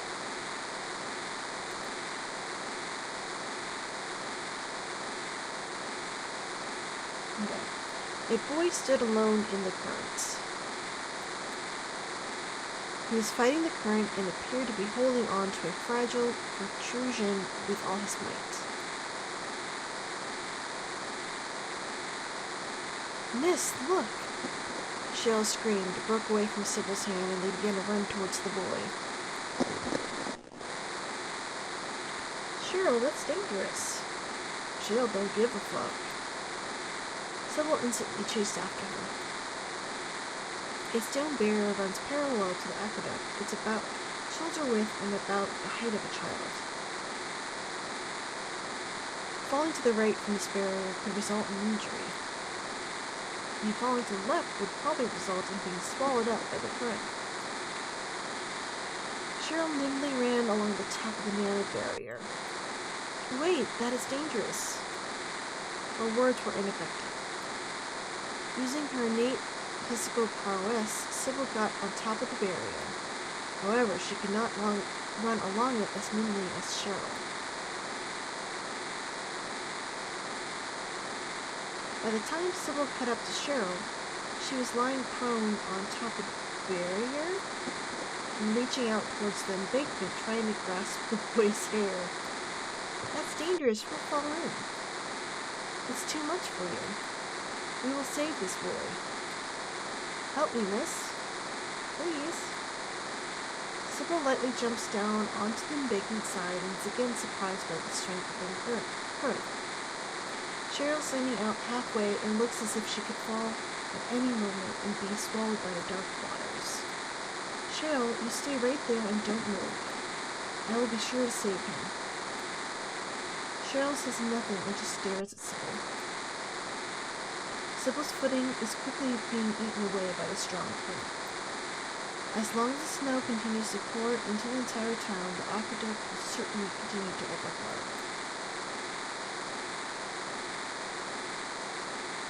The water's up to Cybil's knees.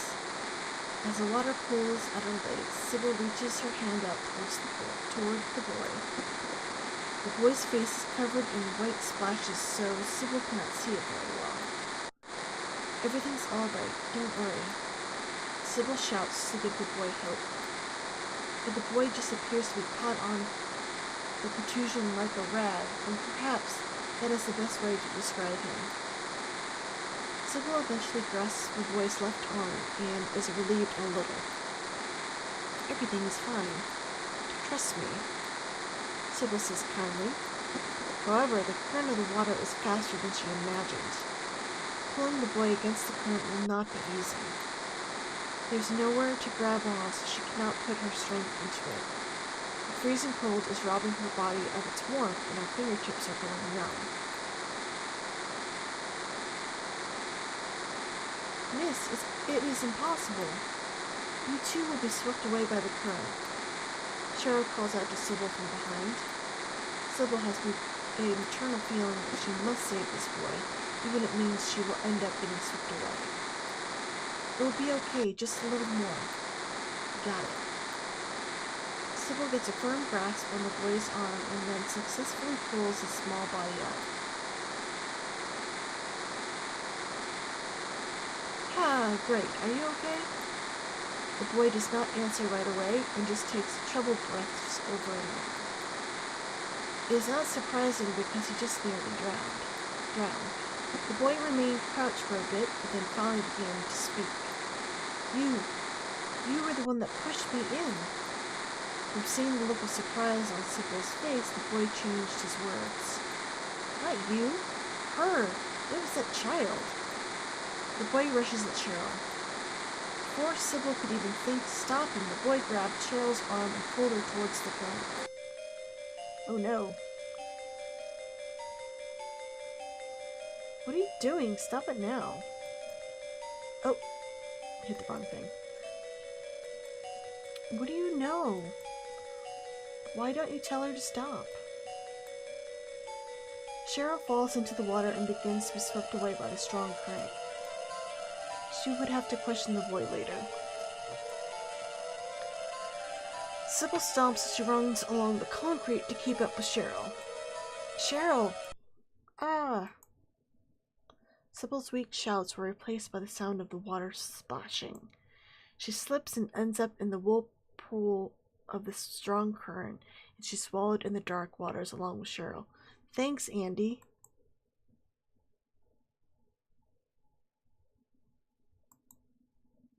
Everything is dark. There's not even a single sound. Cybil can not tell whether her eyes are open or closed. The hand gripping Cybil's hand suddenly moved. I may have used you, miss. Cybil made a face like, what? And immediately asked, what are you saying? That's why I was against it. You were a good person, so I didn't want to get you wrapped up in this. But in the end, I've made you suffer. I guess that is the same thing as getting you involved. Cybil smiles. I've said it many times, but it's my job to get you back to your father's custody. Getting me involved or whatnot is not a problem. You're wrong, miss. Silence flows between the two of them.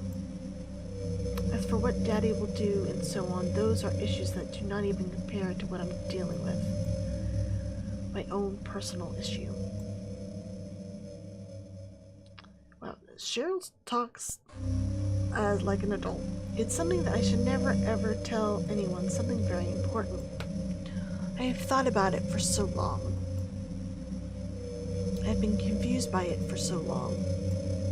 However, maybe I can tell you about it, miss.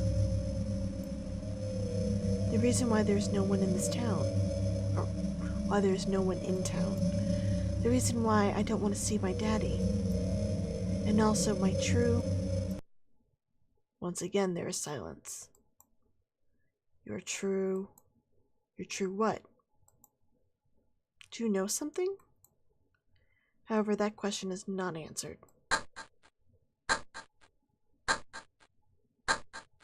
And then the low sound of a motor runs through the floor and causes a slight quiver in Cybil's stomach. To her front, she has only a glimpse of a single shaft of light. The light thinly extends up and down and eventually expands to the left and right, revealing a small room. It is an elevator. Oh, is she going to nowhere? The elevator doors have opened wide and it sits ready, almost as if it's come for Cybil. Cybil and the girl are lit by its light. And then, Cybil felt the grip of the girl that she was holding on to become weak. No, wait, an illusion? No, the two of us are definitely holding hands. Cybil looked towards the girl. Her entire body was paralyzed with a chill. Powerlessly, Cybil sank down in that very spot. Her vision is hazy. The color drains from her entire body. The girl's not there in the light. The thing that Cybil's holding on to, it is... Cybil suppressed a shriek. I don't want the slime, so I'm gonna do the doll.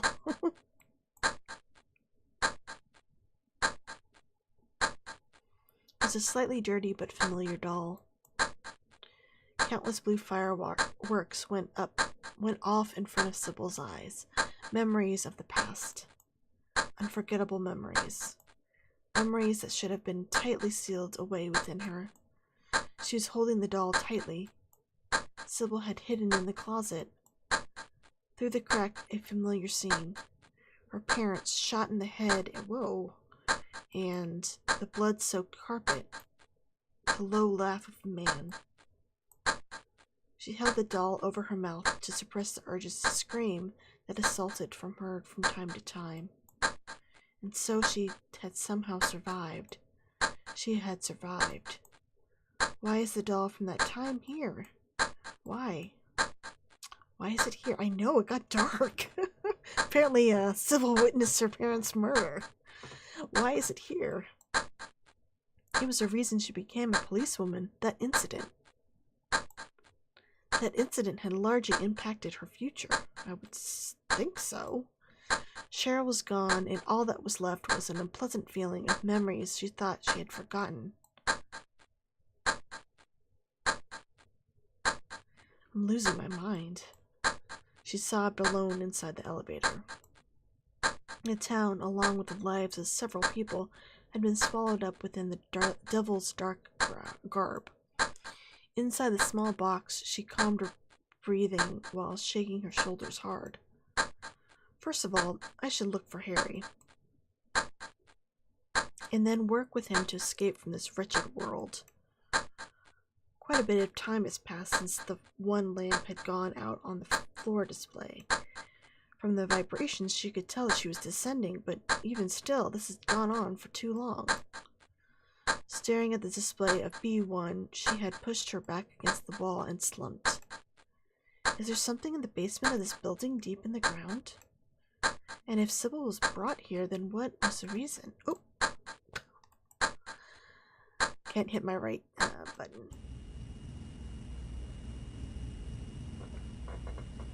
Eventually, the elevator begins to gradually slow its descent, and at the same time, it comes to a complete stop. The B1 lamp lights up, and then its doors open.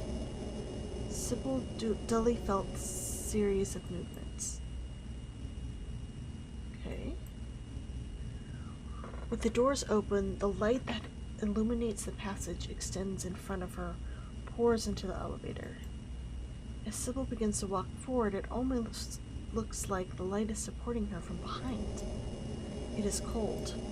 Although she's just walking down a corridor that is like one in a jail, Cybil's heart beats irregularly. Eventually, a single door appears. That's a double door. The passage ends with this door.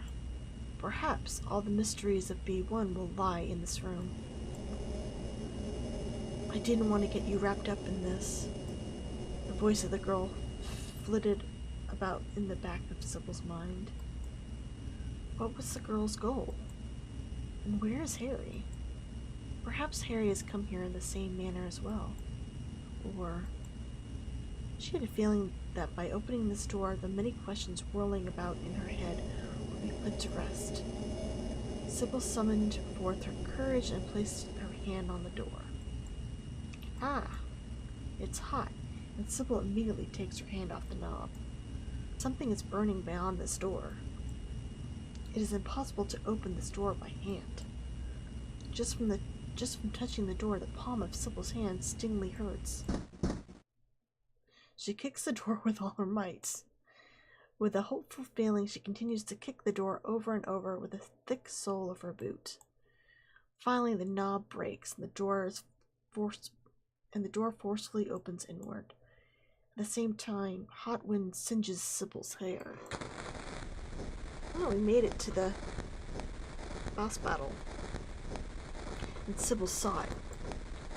The room is about as large as a movie theater.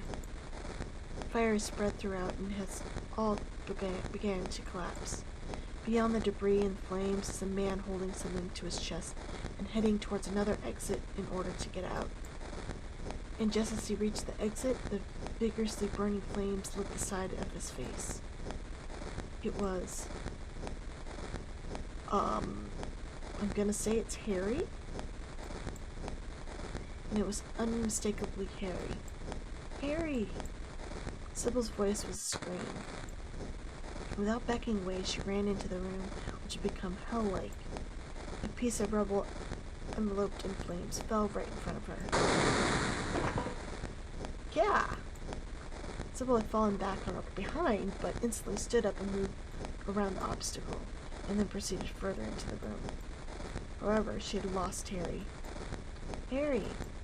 She once again yelled out his name. Someone has collapsed at her feet. Oh, it's Alyssa. The girl dressed in white clothing is lying face down and her back moves up and down along with her breathing. Cybil stops, kneels down, and places her hand on the girl's shoulder. Are you okay? If you stay here, you'll be burned to death. Hurry and get up. The girl just remains face down and does not even try to look up. Cybil forcibly lifts the girl's shoulder up and then her face freezes. The girl's the one that she was just traveling with. The girl's name suddenly rises within her memory. Cheryl. Cheryl, why are you here? Cybil carries Cheryl's small body and heads for the exit. Cheryl has suffered serious burns on her entire body. If they don't get out quickly, then not only Cheryl, but Cybil as well will be burned into ash. Black smoke rises from Cheryl's white clothing. The girl is just barely conscious and her face is pale. Part of her hair is burned and her right cheek is red and swollen. Cybil sheds tears. Sounds of explosions resound from all directions and the floor shakes and rumbles. Cybil holds the burned girl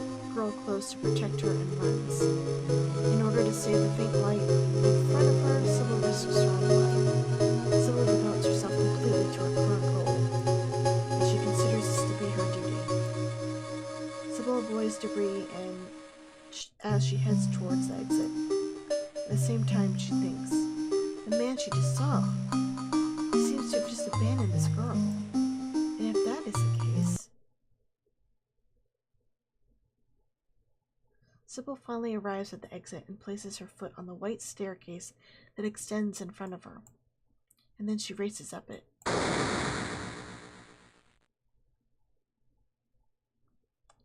From behind, the loudest explosion yet occurs. A sea of fire is just behind Cybil and is closing in on her. As she climbs the long staircase, Cybil has the goal of reaching the light coming from above the ground. Or perhaps she just senses that this is her last hope, so she runs stronger and faster up the stairs. Cybil glances down at Cheryl's face. Oh, that just ends. Okay. I guess that was a better ending, because maybe she made it out alive. But man, it made Harry look like a dick. Okay, I guess that's it for now. I guess I can try more Cybil and Harry scenarios at another point in time, maybe during the week. I could maybe try a Harry scenario. It's a lot different than the actual game. And the writing's a bit stilted, but still, it's pretty cool. Makes me wish that we could have seen Cybil's point of view in the original game, like an A and B scenario for Silent Hill, like they did for Resident Evil 2. Yeah, but thanks everybody for coming to hang out with me. It was a lot of fun. I will speak to you all again real soon. Hopefully my next part of my Let's Play will be up in a couple days. As soon as I get that article translation, I want to get it done. Harry's endings can get pretty wild. Okay, I think his are longer. His whole scenarios are a bit longer than Cybil's are.